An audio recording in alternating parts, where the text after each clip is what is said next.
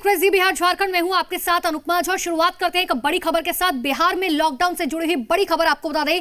बिहार में लॉकडाउन के दौरान शर्तों के साथ जरूरी दुकानें खुल सकेंगी। बिजली उपकरण, हार्डवेयर जैसी जरूरी दुकानें खुलेंगी। ये बड़ी जानकारी आपको दे दें। शॉप्स एंड एस्टेब्लिशमेंट एक्ट के तहत लाइसेंसधारी दुकानें खोलने के पक्ष में है सरकार। कपड़े, ज्वेलरी जैसी दुकानें हालांकि बंद रहेंगी, जहां पर भीड़भाड़ होने की स्थिति पैदा हो सकती है। बिहार सरकार इसको लेकर कल एक गाइडलाइन जारी करेगी। गाइडलाइन में कौन सी दुकानें खुलेंगी और कौन सी नहीं खुलेंगी, इसकी पूरी जानकारी दी जाएगी। साथ ही दुकान खोलने के लिए किन शर्तों को मानना होगा, गाइडलाइन में इसका भी जिक्र होगा। आपको बता दें कि मुख्य सचिव दीपक कुमार, गृह अपर सचिव आमिर सुबहानी, स्वास्थ्य प्रधान सचिव संजय कुमार समेत कई अधिकारियों के बीच वीडियो कॉन्फ्रेंसिंग के जरिए लंबी चर्चा हुई, जिसके बाद बिहार में लॉकडाउन के दौरान छूट देने का फैसला लिया गया है। तो ये महत्वपूर्ण जानकारी आपको दे दें और आपको ये बता दें कि केंद्र सरकार यानी कि गृह मंत्रालय की तरफ से कल ही एक एडवाइजरी जारी की गई थी, जिसमें ये कहा गया था कि देश की अलग अलग जगहों पर जो है सारी दुकानें खुलेंगी, लेकिन उसमें भी गाइडलाइन जारी की गई थी कि केंद्र सरकार और राज्य सरकार के रजिस्ट्रेशन के तहत जो दुकानें आती हैं सिर्फ उन्हीं दुकानों को खोला जाएगा। ज्यादा जानकारी के लिए संवाददाता नवजीत हमारे साथ फोन लाइन पर जुड़ चुके हैं। नवजीत, बिहार सरकार की तरफ से कल जो गाइडलाइंस जारी की जाएंगी, क्या उनमें वही बातें होंगी जो गृह मंत्रालय की तरफ से कही गई, या फिर कुछ अलग सी बातें जो है निकलकर सामने आएंगी? देखिए, कुछ ऐसे जो दुकान होंगे जिसे राज्य सरकार समझेगी वो खुलेगी और नहीं खुलेगी। जैसे कि मैं बता दूं, बिहार में जितने सारे शोरूम हैं या फिर कपड़े की जो दुकानें हैं वो खुलने वाली नहीं है। और एक और अहम चीज है कि जो विलासितापूर्ण शब्द का इस्तेमाल किया गया है कि जो वैसे जो प्रोडक्ट जो विलासितापूर्ण जीवन जीने के लिए आता है, जो जरूरी नहीं है जिंदगी जीने के लिए, उसे उन तमाम दुकानों को उन सारे शॉप्स को बंद रखने का निर्णय लिया गया है। तो सीधी सी बात है कि जो चूंकि लंबे समय से लॉकडाउन चला आ रहा है, तो कुछ ऐसे वस्तु होते हैं जो गैर जरूरी होते हैं लेकिन जरूरी हो जाते हैं। तो उन तमाम चीजों को जो जीने के लिए, खाने के लिए जरूरी है, उन दुकानों को खोलने का ऑर्डर दिया जाएगा। संभवतः कल गाइडलाइन और निर्देश है वो जारी होगा। उसके बाद जो पटना जिलाधिकारी है या फिर जो भी, चूंकि ये जो शक्ति है बिहार में दिया हुआ महामारी एक्ट के तहत तमाम जो शक्तियां दिया गया है वो जिलाधिकारियों के पास है। तो जिलाधिकारी देखेंगे कि उनके क्षेत्र में क्या जरूरी चीजें हैं, उन दुकानों को वो लाइसेंस देंगे, खोलने के ऑर्डर देंगे। गृह मंत्रालय की तरफ से जो एडवाइजरी जारी की गई उसमें ये कहा गया था कि लाइसेंस धारक वो जो राज्य सरकार और केंद्र सरकार के अधीन आते हैं, सिर्फ उन्हीं को ये परमिशन दी जाएगी कि आप दुकानें खोल सकते हैं। क्या ऐसा बिहार में भी देखने को मिल सकता है कि राज्य सरकार सिर्फ उन्हीं दुकानों को खोलने की परमिशन देगी जिनके पास रजिस्ट्रेशन होगा? देखिए, इसमें एक पेच होगा। एक ही जो राजधानी पटना में जो बड़े शहर है वहां पे इस तरह का लाइसेंसधारी दुकान तो है, लेकिन जो ग्रामीण इलाके होते हैं, छोटे छोटे जो शहरे होते हैं, कस्बे होते हैं, उन जगहों पे इस तरह के लाइसेंस लेकर के दुकानें नहीं चला रही है। तो उन्हीं चीजों पे देख रही है बिहार सरकार की उन दुकानों की किस तरीके से रेगुलेट किया जाए, किस तरीके से खोला जाए और नहीं खोला जाए। सबसे अहम बात यह है कि एक तो रमजान है और दूसरा जो कह लीजिए कि अभी एक शादी समारोह का भी एक लगन जिसको कहते हैं वो वक्त आ चुका है। ऐसे में राज्य सरकार देख रही है कि कोरोना संक्रमण ना आगे बढ़े और लोगों को परेशानी। बिल्कुल, और अब ये देखने वाली बात होगी कि आखिर सरकार की तरफ से जो गाइडलाइंस जारी की जाती हैं वो गृह मंत्रालय से कितनी अलग होती है। बहुत बहुत शुक्रिया नवजीत तमाम जानकारी के लिए। तो देखिए, कल जो है सरकार की तरफ से गाइडलाइंस जारी की जाएंगी। और चलिए अब बात कर लेते हैं कोरोना के बढ़ते हुए आंकड़ों की। बिहार में कोरोना के मामले तेजी से बढ़ रहे हैं। बिहार में आज कहां कितने मामले सामने आए हैं पूरी जानकारी आपको देंगे, लेकिन उससे पहले एक बार नजर डालते हैं देश के हालातों पर। तो देश के हालातों पर नजर डालते हैं। सबसे पहले देश में अभी तक कोरोना के 24,942 मामले सामने आ चुके हैं, जबकि 779 लोगों की इससे जान जा चुके हैं। तेजी से आंकड़ा बढ़ता हुआ, लेकिन एक पॉजिटिव बात यह है कि 5,209 मरीज ठीक हो चुके हैं। महाराष्ट्र पहले नंबर पर है, जहां पर 6,817 लोग संक्रमित हैं, जिनमें से 301 लोगों की मौत हो चुकी है। महाराष्ट्र के बाद नंबर आता है राजधानी दिल्ली का, जहां पर दिल्ली में संक्रमित मरीजों की संख्या है 2,514, जबकि 53 लोग यहां पर जान गंवा चुके हैं। तो ये देश के हालातों के बारे में आपको बता रहे हैं किस तरीके से तेजी से आंकड़ा बढ़ रहा है। महाराष्ट्र में सबसे ज्यादा कोरोना संक्रमितों का आंकड़ा है। तो राजधानी दिल्ली, जिसे दिलवालों की कहा जाता है, वो भी पीछे नहीं है। दूसरे नंबर पर राजधानी दिल्ली में भी बेहद बढ़ते हुए आंकड़े।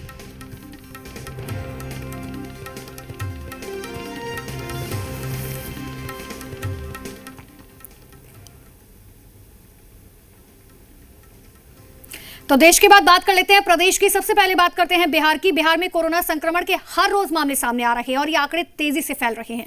आज अगर बात करें, बिहार में कोरोना के 19 नए मामले सामने आए हैं, जिससे कोरोना संक्रमितों का आंकड़ा पहुंच चुका है 242 तक। 19 मामलों में पटना में जो है 2 मामले सामने आए हैं। कैमूर में 6, बक्सर में 5, रोहतास में 2, अरवल में 1, भोजपुर में 1, सारण में 1, वैशाली में 1 मामला सामने आया है। 242 मामलों में मुंगेर के 62, नालंदा के 34, सीवान के 30, पटना के 28, बेगूसराय के 9, बक्सर के 25, कैमूर के 14, रोहतास के 9, गया के 5, भागलपुर के 5, गोपालगंज के 3, नवादा के 3, सारण के 3, लखीसराय के 1, वैशाली के 2, भोजपुर के 2, पूर्वी चंपारण के 1, बांका के 2, मधेपुरा के 1, अरवल के 1, जबकि औरंगाबाद के 2 लोग शामिल हैं। हालांकि इन सब के बीच में यह है कि रिकवरी रेशियो अच्छा है, 45 लोग अब तक ठीक हो चुके हैं। तो अलग अलग जिलों के हालात भी हमने आपको बता दिए कि आखिर 242 में कहां से कितने मामले सामने आए।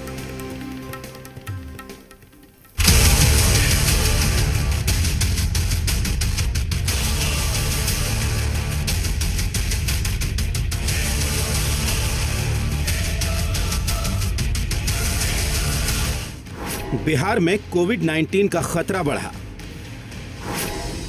21 जिले में कोरोना वायरस का संक्रमण। मुंगेर, पटना में कोविड-19 का टूटा कहर। बिहार में कोरोना तेजी से फैलता जा रहा है। संक्रमण के मामले में तेजी से इजाफा देखा जा रहा है। हालात पहले से बिगड़ते जा रहे हैं।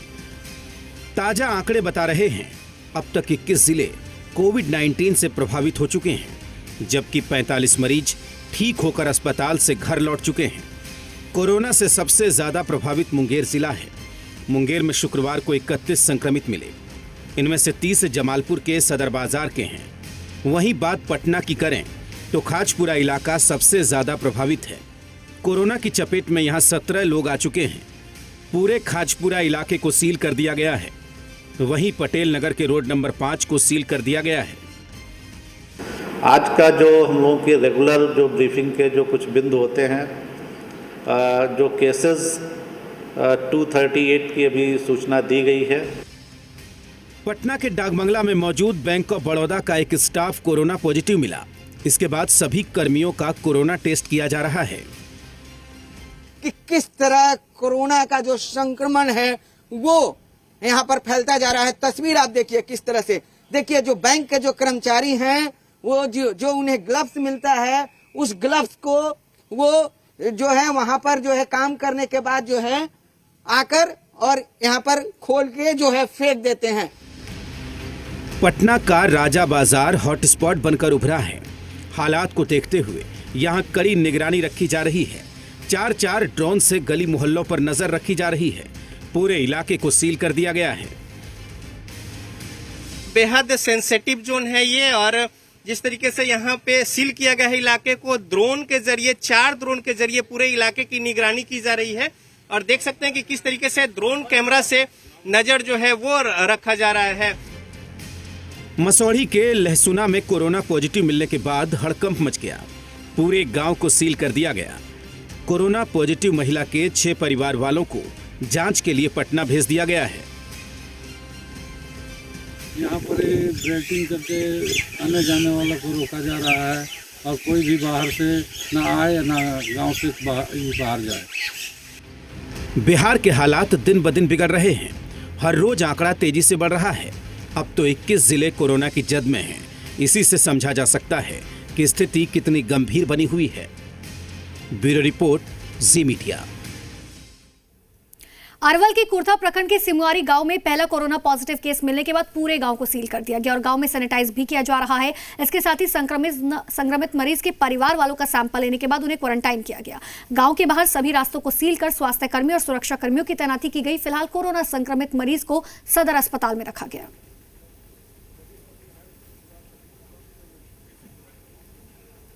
पहले उस एरिया को करना है जहाँ पे वो उनका जो परिवार है, उनका परिवार को सबसे स्टार्टिंग में हम लोग करेंगे और परिवार के अलावा जितना भी गांव में है हर का ही जांच करेंगे।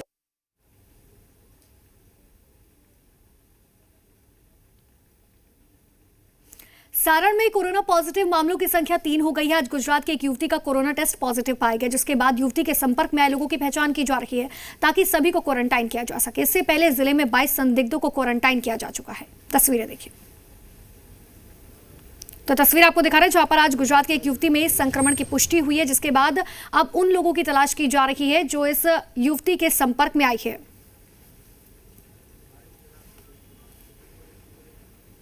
तरफ से और स्वास्थ्य विभाग की तरफ से वो भी सारी तैयारी कर ली गई है और अगले 2 दिनों में वो भी कार्य कंप्लीट कर लिया जाएगा। इसके अतिरिक्त कॉन्टैक्ट ट्रेसिंग भी लगभग हम लोगों की कंप्लीट हो गई है। 20 से ज़्यादा लोग जो उनके संपर्क में थे उनको भी हम लोगों ने यहाँ क्वारंटाइन जो हम लोगों का छपड़ा में है वहाँ ला करके हम लोगों ने रखा है, उनका भी सैंपल भेज दिया है। इसका डिटेल सब ट्रैवल हिस्ट्री लेके कितना दिन में रही, क्या हुआ नहीं हुआ, तो उसके अनुसार हम लोग। और अमनौर वाले में सर कितने लोगों को क्वारंटाइन कराया है? 12 लोग का यहाँ पर 22 लोग को यहाँ रात में लाके उसका सैंपल निकाल के जांच के लिए भेजा गया।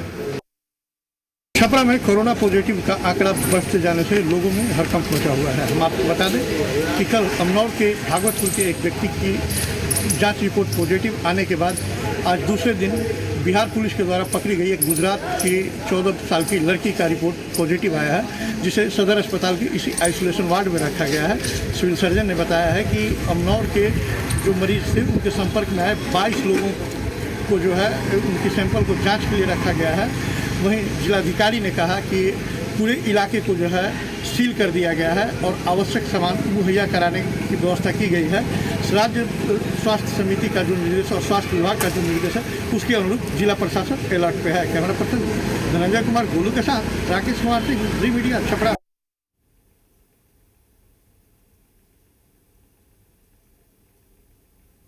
औरंगाबाद में भी कोरोना के 2 मामले सामने आने के बाद प्रशासन हरकत में आए। दोनों मरीजों के कांटेक्ट को ट्रेस किया गया, जिसके बाद दोनों के परिवार को 23 लोगों को क्वारंटाइन किया गया। सभी लोगों के सैंपल की जांच के लिए उन्हें भेज दिया गया। इसके साथ ही दोनों मरीजों के गांव के 3 किलोमीटर के दायरे को सील किया गया। पूरे इलाके को सैनिटाइज किया जा रहा है, साथ ही डोर टू डोर सर्वे किया जा रहा है। गरीब आदमी सब है तो भाई बंद करे तो सर खाना पीना कुछ व्यवस्था होना चाहिए ना। बात तो वही ना घर के ले गया है, गाँव घर वाला परिवार लोग के। परिवार लोग कितना लोग के ले गया? अब जो परिवार होगा 5 को 10 को जो भी होगा सबको ले गया है। संपर्क में आए व्यक्तियों की सूची हमने रात को बैठ के बनवाई थी, जिसमें उसके परिवार के सदस्य, वो व्यक्ति रास्ते में एक जगह रुक के जूस पिया और वहाँ पे एक जगह उसने कुछ खीरा खाया था। उन दोनों दुकानदार हमें ट्रेस कर लिए, उन दोनों को भी हमने क्वारंटाइन में रखा हुआ है। उसके अलावा भी जो संपर्क में उसके व्यक्ति आए थे, जैसे दूसरे व्यक्ति के संपर्क में एम्बुलेंस का ड्राइवर आया था, उसको भी हमने क्वारंटाइन में रखा हुआ है। जितनी भी सूची हमारे पास बनी है जो संपर्क में आया है सबको हमने अलग रखा हुआ है। तो दिल्ली में सफलता मिलने के बाद प्लाज्मा थेरेपी से बिहार में भी कोरोना का इलाज किया जाएगा। पटना एम्स को इसकी मंजूरी मिल गई है। केंद्रीय स्वास्थ्य राज्य मंत्री की माने तो दिल्ली में कई मरीजों को ऊपर उनका सफल परीक्षण किया गया, जिसके बाद दूसरे राज्यों में भी इसकी मंजूरी दी गई। पटना में प्लाज्मा थेरेपी से एम्स में इलाज होगा। केंद्रीय स्वास्थ्य राज्य मंत्री की माने तो देश में कोरोना के खिलाफ स्थिति में सुधार हुआ है। मरीजों की संख्या में ज्यादा बढ़ोतरी नहीं हुई, जिसकी उम्मीद की जा रही थी। लॉकडाउन की वजह से इस पर कंट्रोल किया जा चुका है। तो आपको बता दें कि प्लाज्मा थेरेपी से अब इलाज होगा और दिल्ली में सफल परीक्षण के बाद यह फैसला लिया गया।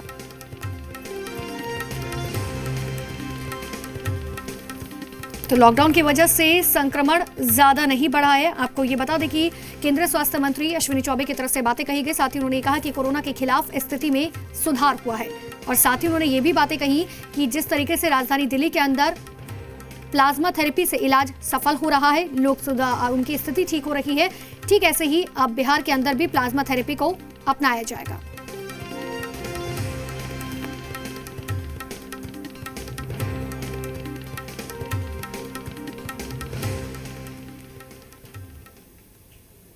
ये कल राज्यों के स्वास्थ्य मंत्रीगण से बात हो रही थी वीडियो कॉन्फ्रेंस से, तो कुछ लोगों ने इसका प्रयोग किया है और दिल्ली में भी हुआ है और कई राज्य में हो रहे हैं।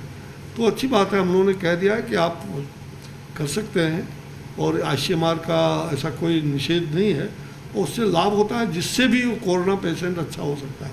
तो इसके बारे में जो डॉक्टर हैं, वैज्ञानिक, उन लोगों का भी मत है कि इससे प्लाज्मा जो थेरेपी है उससे लाभ हो सकता है। तो वो ICMR को केवल इन्फॉर्मेशन भेजते हैं और वो अपना स्वतंत्र रूप से उसको कर सकते हैं, उसमें कोई दिक्कत नहीं है। बेतिया के करीब 300 मजदूरों ने बिहार सरकार से मदद की गुहार लगाई। सभी मजदूर पंजाब के मोहाली में फंसे हुए हैं। दिहाड़ी मजदूरी करने वाले सभी लोग लॉकडाउन की वजह से मोहाली में फंस गए। सभी ने सरकार से अब वापसी की गुहार लगाई है। इन मजदूरों का कहना है कि अगर सरकार इनकी मदद नहीं करती तो ये सभी लोग पंजाब से पैदल ही अपने घर के लिए निकल पड़ेंगे।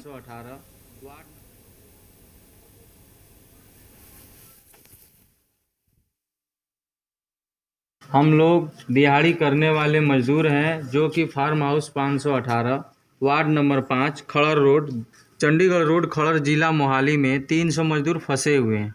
हम लोग सारे मजदूर बेतिया जिला पश्चिमी चंपारण बिहार के रहने वाले।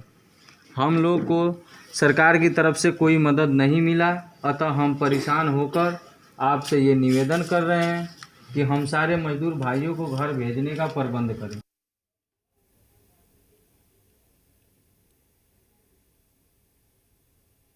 मुंगेर के आईटीआई कॉलेज में फंसे करीब 30 से 35 मजदूर पश्चिम बंगाल के पुरुलिया के लिए पैदल ही निकल पड़े। दरअसल ये सभी लोग आईटीआई कॉलेज में काम कर रहे थे। इसी बीच सरकार ने लॉकडाउन घोषित कर दिया, जिसके बाद ठेकेदार ने सभी से वापस लौट जाने की बात कह दी। कुछ दिनों तक तो इन्होंने किसी तरह से अपना गुजर बसर किया, पर पैसे खत्म हो गए। सभी लोग पैदल ही पुरुलिया के लिए निकल पड़े।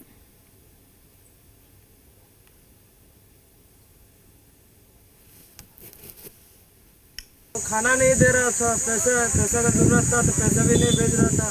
काम करवा रहा था, जो काम हम लोग का था ना वो काम नहीं कर रहा था, दूसरा काम दे रहा था। बोला काम करोगे, यहाँ रहना पड़ेगा तो काम करना पड़ेगा। हम बोला हम पैसा दे दो, हम लोग जाएंगे। पैसा भी नहीं दे रहा था, खाना भी नहीं दे रहा था। तो कोरोना से बिगड़े हालातों की सीएम नीतीश कुमार हर रोज समीक्षा कर रहे हैं। साथ ही सीएम हर जरूरतमंदों को मदद का लगातार निर्देश दे रहे हैं। लॉकडाउन के बाद की जमीनी हकीकत को समझते हुए सरकार ने छात्र, किसान, राशन कार्डधारी और बाहर फंसे लोगों तक आर्थिक मदद पहुंचाई। अभी तक 6,000 करोड़ रुपए खर्च किए गए। बिहार से बाहर फंसे लोगों के लिए मुख्यमंत्री विशेष सहायता के तहत 15 लाख से अधिक लोगों के खाते में 1,000 की राशि भेज दी गई है। लॉकडाउन में बिहार के बाहर फंसे बिहार के लोगों के पास अब तक 23,42,000 आवेदन उनके प्राप्त हो चुके हैं, जिनमें से 15,22,000 आवेदकों के खाते में 1,000 रुपए की राशि भेज दी गई। बिहार में अब तक 15,885 लोगों के सैंपल की जांच की जा चुकी है। डोर टू डोर स्क्रीनिंग के तहत अब तक 71,25,000 घरों के सर्वेक्षण किए जा चुके हैं। इनमें 2,526 लोगों में बुखार, खांसी और सांस लेने में तकलीफ जैसे लक्षण पाए गए, जिनमें से 1,890 का सैंपल जांच के लिए भेजा गया।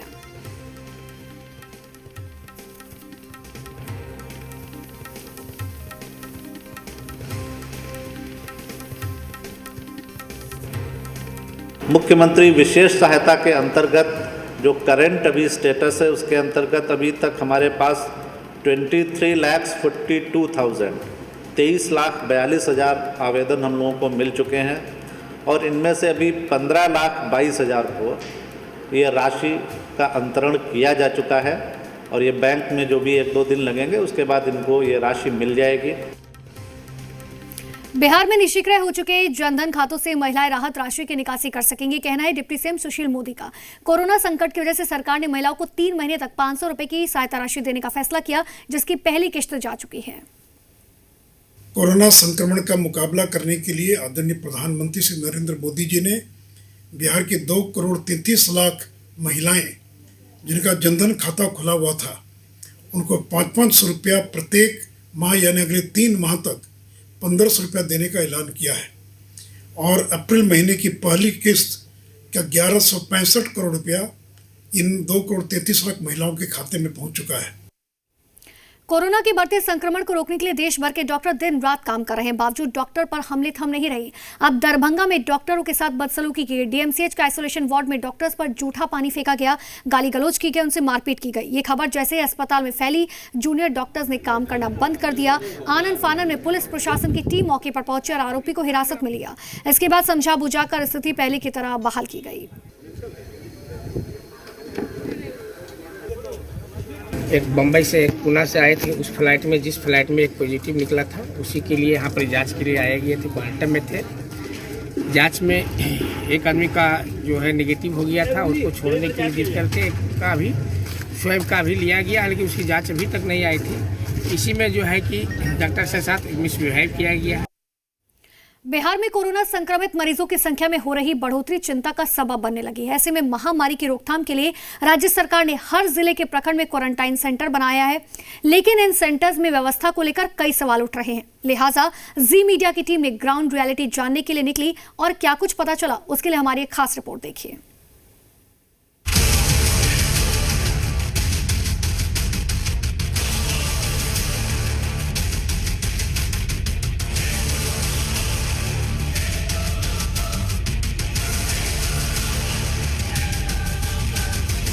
बिहार सरकार के आदेश के तहत कोरोना संक्रमण को रोकने के लिए मुंगेर के 9 प्रखंडों में 137 क्वारंटीन सेंटर बनाया गया है। फिलहाल कुल 17 क्वारंटीन कैंप कार्यरत हैं, जहां राज्य के बाहर से आए 105 मजदूरों को आइसोलेशन में रखा गया है। जब जी मीडिया की टीम इन सेंटर्स का सच जानने निकली तो कहीं क्वारंटीन सेंटर खाली मिले तो कहीं ताले लटके मिले और कहीं व्यवस्था को लेकर तो कहीं कोरोना टेस्ट न किए जाने की शिकायतें सामने आई। हम आए हैं दानापुर से। यहाँ मेरा शाहपुर घर है। घर में बहुत दिक्कत है, बाल बच्चा सब दिक्कत में, खाना सब कमी, बहुत दिक्कत है। मेडिकल के कभी कभी आती है, रोज नहीं आती है। क्या चेकअप करते हैं? कुछ नहीं आता है, पूछ लेता है ठीक ठाक हैं, हाँ ठीक ठाक हैं, बस चले जाती है। जी मीडिया के रियलिटी चेक के दौरान ये बात भी सामने आई कि कई लोग क्वारंटीन सेंटर में नहीं रहना चाहते हैं, लिहाजा वो लोग घरों में क्वारंटीन में रह रहे हैं और इन घरों के आगे पोस्टर लगा दिया गया है, जहां स्वास्थ्य विभाग की टीम जांच कर चली जाती है। डेली आते हैं डॉक्टर, उनको देख करके जाते हैं। सबका घर का पोस्टर लगा दिया गया है, जो बाहर से आए हैं सगर पोस्टर लगा दिया गया है। यहाँ पे इनको डिटोल साबुन, मास्क वगैरह और खाना पीना के सारे सामग्री इनको दिया जा रहा है। उसके बाद सीओ साहब हर जरूरत को पूरा कर रहे हैं। प्रखंड विकास पदाधिकारी महोदय का आदेश हुआ था कि उन लोगों को क्वारंटाइन रूम में रखा जाए और विद्यालय में व्यवस्था की जाए। उसके लिए हमने सारी व्यवस्था उसके रहने के लिए, खाने के लिए भी कर दिया था। वहीं मोतिहारी के सदर अस्पताल में चल रहे आइसोलेशन वार्ड को डाइट भवन में शिफ्ट कर दिया गया है, जहां पहले से 100 बेड का क्वारंटीन सेंटर चल रहा था। इसे बदलकर अब आइसोलेशन वार्ड बना दिया गया है। जब जी मीडिया की टीम यहां पहुंची तो व्यवस्था का आलम देखकर भौंचक रह गई। क्या व्यवस्था है वो हम जाने गए यहाँ के डॉक्टर से। सर, यहाँ पे ये आइसोलेशन वार्ड में किस तरीके का क्या व्यवस्था है? अभी तो शुरू हुआ है, देख रहे हैं कि अभी हाथ धोने के लिए भी साबुन नहीं है, दवा की कमी है और सब सामान तो अभी आना बाकी है, साफ सफाई भी होनी है।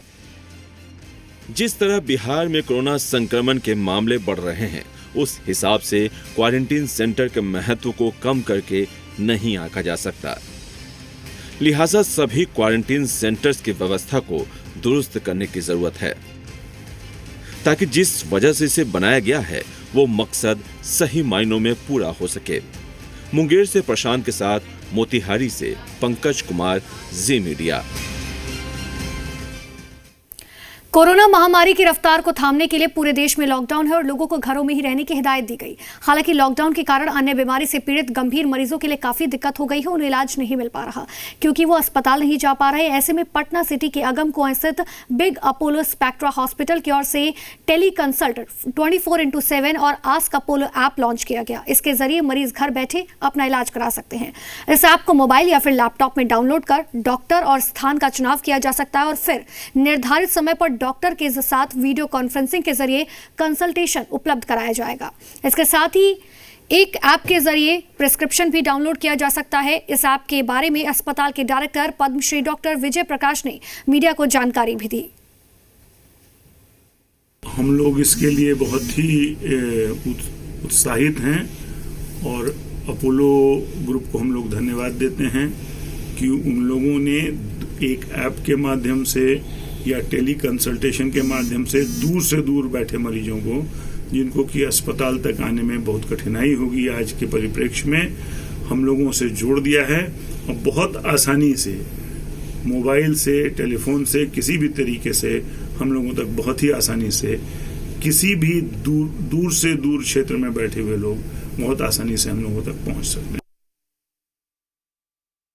जैसा कि डॉक्टर विजय प्रकाश सर ने आपको बताया कि घर बैठे मरीज इसकी अपोलो ऐप की सुविधा ले सकता है और इस कोरोना के समय में घर यहाँ अस्पताल ना आके घर बैठे अपना स्वास्थ्य के बारे में ध्यान रख सकता है। अपोलो ने इसके लिए 2 तरीके लॉन्च किए हैं। एक है टेली कंसल्टेशन, जिसमें मरीज को aphl.in/स्पेक्ट्रा पे जाना है, वेबसाइट पे, अपोलो स्पेक्ट्रा वेबसाइट पे जाके टेली कंसल्टेशन के लिए बुक कर सकता है। और इसी के साथ